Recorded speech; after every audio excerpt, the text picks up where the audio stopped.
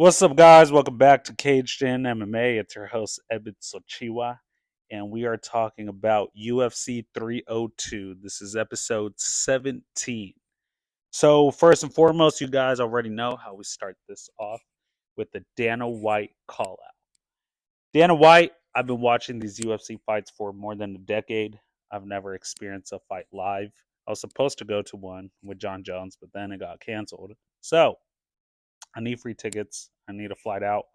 I'm trying to experience one. I'm going to end up experiencing one. But until I get there, I am going to keep calling you out to try to get it for free. So, next, we got trivia. As you guys know, it's 3 questions. You get them right. Good job.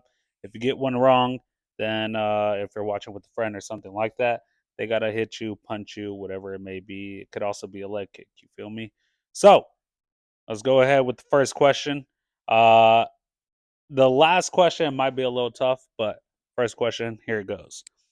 Listen to it carefully. How many times had Dustin Poirier or has Dustin Poirier fought with the belt on the line? Yeah. So not exactly like for the belt, if not with the belt on the line. So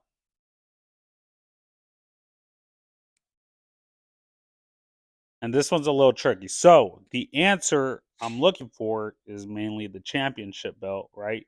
So which is 3. But he's fought for the BMF title, which makes it 4. But 3 or 4, whichever you got, I'll give it to you.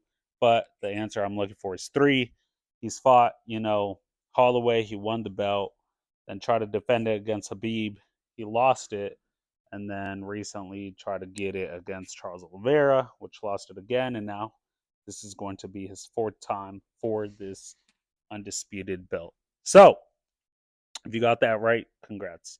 Next question we got: when was the last time Nico Price fought?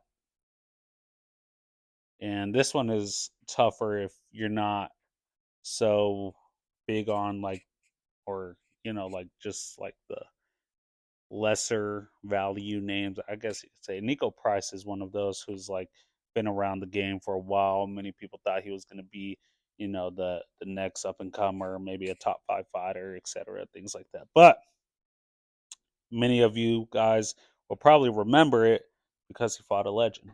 So the answer I'm looking for, or the answer, is July 8th of 2023.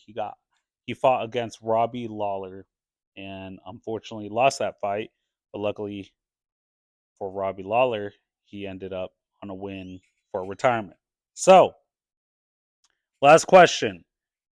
This is actually a tricky one, and there's a lot of memes and stuff like that, or even videos of like the wrong, name and stuff like that. But let's see if you guys get it.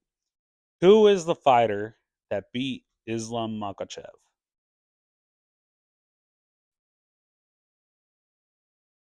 Give y'all like 5 seconds. And the answer is Adriano Martins. So he's not fighting anymore, but he is the guy who knocked out Islam Makhachev, more like a TKO. And I feel like Islam, he could have got up, recovered, etc. But it's also was more earlier on in the career. Ref is typically when you're not like on a championship level and things like that. Refs tend to end it not early, but like don't give you the chance as much to recover as if it were a championship fight. So yeah, that's the fighter he lost to, but obviously many memes and stuff like that love saying it's Alexander Pantoja, which is not. So Adriano Martins, and he doesn't fight anymore. So let's go ahead and start off with prelims. We won't go through every fight. I started liking keeping these short, things like that, because keeps more, I guess, retention. But we're going to talk about the main fights, or the ones I believe are very main. All fights are actually pretty good, pretty decent. There's some, fill ins here and there, but it's the fight game. Love it. And let's go ahead and start off with Nico Price versus Alex Morano. Now, Nico Price, he's 15-7. He's had his ups and downs. He's fought high caliber fighters. I mean, he has 10 knockout wins, 3 submission wins, 4 first round finishes, and he's fought people like Lawler, Oliveira, not Charles Oliveira, the other Oliveira, Cerrone, Vicente Luque, and these guys have been, top class fighters for a while. And so Nico Price wasn't a, especially after Vicente Luque, he was kind of on the come up. Both of them were on the come up at the same time, and then Nico Price lost to him and kind of been up and down since then. So this is a good fight against another somewhat veteran. Against Alex Morano, he's 24-9, 6 knockout wins, 7 submission wins, and 11 first round finishes. He's lost to Buckley, but he beat like memes or means. Uh who else? Well, he lost to Buckley. He beat Means, Semmelsberger, and Gal, and even Cerrone. Actually, there we go. And yeah, so he's also been in the game for a little while here and there. I mean, Nico Price and him have fought before back in 2017, and he beat him by a knockout in round two. Nico Price did. So this is kind of like a rematch, see where it goes. I believe Nico Price does have a bit of the edge, but again, he's up and down, and both of these fighters have been getting wins and losses, wins and losses. So none of them are like on a great fight win streak. This is kind of one of those fights where it's like to keep both of them, on their feet, at least a fight here and there, and collect some money. So next we got Cesar Almeida versus Roman Kopylov. I'm excited for this fight because both fighters bring action, you could say. I mean, Cesar Almeida, he hasn't been in the UFC for long at all. I mean, he's only his MMA record is 5-0. Roman Kopylov is 12-3. So Cesar Almeida, he has four knockout wins, 3 first round finishes. I mean, the only person he's beat in the UFC technically is Dylan Bucks, and he beat him in round 2 by knockout. So he doesn't have much on his record, but Roman Kopylov is one of those who he was on a quick come up and was getting vicious knockouts left and right, and unfortunately he lost his last fight. But Kopylov, he has 11 knockout wins, 1 first round finish. He lost to Hernandez in February, but he's beat Fremd, Ribeiro, and Soriano even. And again, he got a vicious, knockout. It was crazy. But, you know, uh, it's going to be a great fight, So, yeah, I mean, I'm definitely excited for this one. I think for Kopylov and Almeida, I mean, it's going to be definitely, I feel like it's going to be an action fight, but I also feel like it's going to end in a knockout. So definitely excited for this one. Cesar Almeida kind of is jumping, not really jumping the like too quick or anything like that. Again, he's there for a reason. But yeah, I would have liked to see Roman Kopylov maybe like go higher instead of back, like in the rankings, you could say. So but again, he lost. So it's the fight game. Next, we got Kevin Holland versus Michael Olek. I'm gonna keep his last name short because he's Polish and I don't want to ruin his name. Like Joanna Jędrzejczyk. It's spelled weird, but the way you pronounce it is very different. But anyways, I'm gonna call him Olek because that's way better. So Kevin Holland versus Olek. Olek is 19-7. He has 14 knockouts, 1 submission win, 11 first round finishes. He's lost to Pereira Lima and Baralo, but he's also one of those fighters who's been up and down his career. Again, 19-7 isn't the greatest record, but it's still a decent record. So obviously we got Kevin Holland. Kevin Holland has been in the game for a while and he is 25-11. He has 14 knockouts, 7 submission wins, and 12 first round finishes. Kevin Holland has a stacked record. When I mean stacked, it's the people or the class of fighters he's fought. He also has had his ups and downs, and it's kind of like one of those where it's like he's not championship fighter material, but it's also like look at the guys he's fought, right? So let's go into it. I mean, he recently lost to MVP, Michael Venom Page, and he lost to Wonder Boy. He's lost to Hamza. He's lost to Della, Vittori, Brunson. But you see the people he's also beat is like Michael Chiesa, Ponzinibbio, Oliveira, not Charles Oliveira, the other one, Souza, Buckley, Hernandez, right? So when you look at this guy, Kevin Holland, obviously he has that status of a fighter and of like media personality. So obviously the people of fighters he's fought have very well been people that have been at the top or are currently at the top and things like that. So it's been close fights with people. I mean, especially Kevin Holland versus MVP that just happened. It was a great fight. MVP kind of, he definitely dominated the fight. But, you know, the, I mean, MVP is, he's a great fighter, right? I mean, obviously, we see his record in itself. He's been a champ before, and the people he fought, before. I mean, and then he even fought in bare knuckle. If you guys didn't know that, MVP did. So now he lost, but again, the caliber of fighters, Wonder Boy. Obviously, Wonder Boy is one of those who's just great, a great kickboxer, etc. Hamza, he dominated by wrestling. So Vittori, he was at the championship level fighter material. Brunson, he's been a veteran in the sport. So again, you look at these people that he's lost to, and it's again people who have been at the top or currently are at the top and things like that. So I'm excited for this fight. I think for both of these guys, it's one of those where uh, they definitely they don't really need to win, but it's kind of like if they want to at least stay in their current position or even have another works on moving a little up the rankings again, then yeah, they definitely need to win this fight. Every fighter should pretty much needs to win to keep going. But yeah, no, I think this fight is definitely going to be a great one. And honestly, I honestly think they're gonna keep. Well, if Oleg plays it safe, he'll want to wrestle Kevin.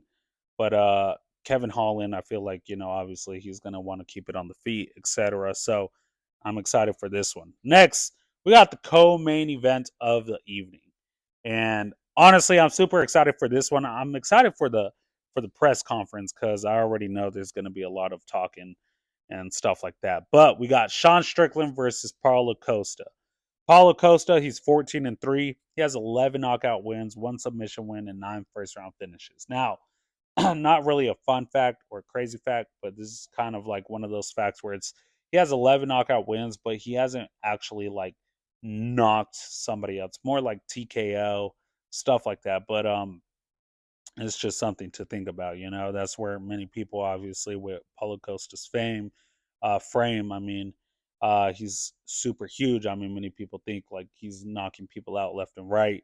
Whereas if you see his fights, he hasn't really knocked somebody out, but he's made them quit. So that's something to think about. Next, you know, He's lost to. He just lost to Whitaker. Yeah. So he just lost to Whitaker. He's lost to Vittori, Adesanya, but the people he's beat is like, for example, Luke Rockhold, um, Yoel Romero, Uriah Hall. So it's kind of like the class of fighters too. I mean, Whitaker, he pretty much dominated, but in the first round, Costa almost knocked him out. If it wasn't for the bell, then Costa would have probably won that fight. Next, we got Vittori. Obviously, Vittori. That was kind of like another one. Whereas, like I think Paulo Costa had missed weight. It was like what was it like 8 pounds heavy or something like that. I can't remember exactly. I just know he missed weight by a good amount. And you got Israel Adesanya when he was champ. It was pretty much, dominating the division for a while. But Luke Rockhold is one of those veterans, crazy guy. Yo Romero, that was a beautiful, beautiful fight. And then Uriah Hall, killer too in itself. But next we got the former champ, Sean Strickland, 28-6. He has 11 knockout wins, four submission wins, and now 9 first round finishes. So he just lost the belt to Duplessis, and I mean he's lost to Cannonier in a close fight. He lost to Alex Pereira by knockout, which was also a good fight. But he just beat Israel Adesanya to get the belt. He's beat Magomedov, Imavov, Hermanson. So the class of fighters he's fought as well. And I think Sean Strickland, this is a great fight for him. I mean, if you look, the person, don't get me wrong, the person he beat for the belt, which was Israel Adesanya, I mean, he was the best fighter, right? Like in the middleweight division, and he just walked through him. The only thing is that if you look at his previous fighters that he's fought, for example, Magomedov, like when he fought him, it was like number 12, and when he fought Imavov, like Imavov wasn't ranked super high either, and then you got Hermanson. Hermanson was, I think, number 7, or and it's like I'm excited for Sean Strickland because other than Israel Adesanya and Duplessis, he hasn't really had a lot of top 5 fighters, etc. Like you got Robert Whitaker, and again, you still got Marvin Vittori in there, and then you still got, I mean, now Duplessis, whatever, but they already fought. But again, Costa is also up there, etc. So, I mean, you got a lot of fighters that Sean Strickland kind of had skipped. Now, I like Sean Strickland. I think he should be champ. I think actually that he did beat Duplessis, but hey, it's the fight game, and that's how it is. But I'm very excited for this fight. I think they're gonna keep it standing. Both Costa and Strickland want a knockout. They want to keep it on the feet, based off just interviews and stuff like that. Sean Strickland, they say he's a great wrestler, but he just never wrestles. He never implements it. And Paulo Costa, honestly, even against like somebody like Yoel Romero when he went against him, he didn't really wrestle. And even against Israel Adesanya, that's a striker, he didn't really wrestle. So Paulo Costa, I believe, is a black belt in jiu-jitsu, but doesn't none of them really use their ground game unless they have to. So I'm excited for this fight. I think it stays on the feet. If I were to make a prediction, I think the former champ gets it done, Sean Strickland. But these guys are both great fighters, and they are at the top of their weight class. Paulo Costa has been out for a while, other than his loss to Whitaker, but he looked good. I mean, Paulo Costa looked quick. He looked, on his feet, kind of moving, jumping around, spinning back kick. I mean, it was phenomenal. So this guy looked quick. He looked really good, but Whitaker was just, is just a higher class fighter. And but the way that Costa came back and is performing how good he's performing, I'm super excited for this fight. We just got to see with Sean Strickland too. Obviously, as a former champ, many people even thought like Duplessis ran through Whitaker, not ran through him, but even knocked him out, etc. And then you see Sean Strickland and Duplessis go at it for 5 rounds. So it's going to be a crazy fight, great fight, and I'm excited for it. So, next, we got the main event of the evening for the belt on the line. We got Islam Makhachev versus Dustin Poirier. So, we got Dustin Poirier. He's 30-8, 16 knockouts, 7 submission wins, 13 first round finishes. He's a veteran in the sport, been in the game for so long. I believe I was watching the Embedded, and other than like his full, like, I guess MMA career, he has like 50 plus fights, but his pro MMA record is 30-8, which is almost 40 fights. He recently beat St. Dennis, which this one is kind of like, this is where I get kind of like, okay, what do you guys think? Like, did he reach out maybe to Dan White or somebody at the top where it's like, hey, um, I want one last fight, one last title run, give me the championship belt, and then I'm gone? Or how do you think it worked out? Because St. Dennis was number 12. From Dustin Poirier losing to Justin Gaethje and beating a number 12, he should then fight somebody maybe like you know, in the top 5 again. But the thing is, he's lost to Justin Gaethje. He's lost to Charles Oliveira. So, it's kind of like Armin Sarukian. He just fought Charles Oliveira, so Armin denied the fight against Islam. So then I guess they just gave it to Dustin. But again, does after Dustin lost to Justin, it's kind of like, you know, but again, man, and then you still have Max Holloway, and Max Holloway already fought Dustin. Max Holloway fought Justin just now. Justin got knocked out.